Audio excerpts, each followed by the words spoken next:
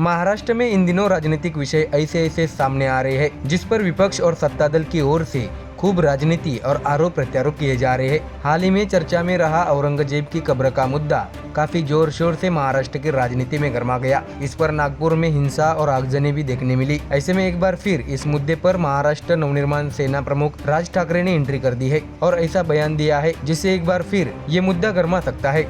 दरअसल गुड़ी पड़वा के मौके पर अपनी सभा में राज ठाकरे ने दिल खोलकर देश तथा महाराष्ट्र की राजनीति पर अपने विचार प्रकट किए। उत्तर प्रदेश के प्रयागराज में आयोजित महाकुंभ मेले के साथ साथ पिछले कुछ दिनों से महाराष्ट्र में चल रहे औरंगजेब की कब्र को लेकर विवाद पर राज ठाकरे ने अब बड़ा बयान दिया है। राज ठाकरे ने अपने बयान में कहा है कि औरंगजेब की सजी हुई कब्र को हटा दे और वहां एक बोर्ड लगा दे कि मराठों को हराने आए औरंगजेब को यही दफनाया गया था। राज ठाकरे ने अपने बयान में इतिहास पर जोर देते हुए जनसमुदाय को संबोधित करते हुए कहा है कि औरंगजेब का राज्य कहां तक फैला था, अफगानिस्तान से दक्षिण तक। जब छत्रपति शिवाजी महाराज आगरा से महाराष्ट्र लौटे तो उनका राज्याभिषेक हुआ और कुछ समय बाद महाराज की मृत्यु हो गई। इस बीच औरंगजेब का एक बेटा दक्षिण में आ गया। उस औरंगजेब के बेटे को छत्रपति संभाजी राजे ने आश्रय दिया। राज ठाकरे ने बताया कि औरंगजेब 1681 से 1707 तक 27 वर्षों तक महाराष्ट्र में युद्ध करता रहा। औरंगजेब ने छत्रपति संभाजी राजे के साथ युद्ध किया, उन्हें बेरहमी से मारा गया। राजाराम महाराज, संताजी, धनाजी, तारारानी साहब ने भी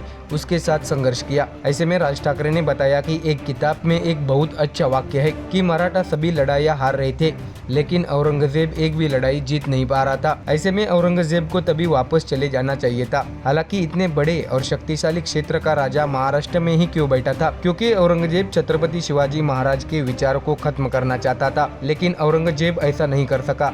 हर कोशिश की और आखिरकार औरंगजेब की मृत्यु भी यही हो गई। दुनिया के इतिहास में औरंगजेब को याद किया जाता है, फिर दुनिया भर के लोग जानते हैं कि औरंगजेब क्या करने गया था और उसकी मौत कैसे हुई। तब छत्रपति शिवाजी महाराज का नाम दुनिया भर में आता है, ऐसा भी राज ठाकरे ने बताया। तो वही औरंगजेब की कब्र के बारे में बात करते हुए राज ठाकरे ने कहा कि औरंगजेब की वर्तमान में सजी हुई कब्र को हटा दे, सिर्फ कब्र ही दिखनी चाहिए और उस जगह पर एक बड़ा बोर्ड लगा दे कि जो औरंगजेब हम मराठों को खत्म करने आया था उसे यही दफनाया गया, यही हमारा इतिहास है। आगे अपनी सभा में संबोधित करते हुए राज ठाकरे ने ये भी बताया कि वर्तमान समय में कोई भी मूल मुद्दों पर ध्यान नहीं दे रहा है, सभी मुद्दों को भटकाया जा रहा है। हमें न जंगल की चिंता है, न हमें पानी की चिंता है, हमें केवल औरंगजेब की चिंता है। वह अंगूर खाकर बैठा है और हम लड़ रहे हैं। क्या औरंगजेब की कब्र बनी रहनी चाहिए या उसे ध्वस्त कर देना चाहिए? राज ठाकरे ने जनता से पूछा कि ये मुद्दा अभी क्यों सामने आ गया? फिल्म से जागे हुए हिंदू किसी काम के नहीं है। यह बात तब सामने आई जब फिल्म आई। छत्रपति संभाजी महाराज के बलिदान के बारे में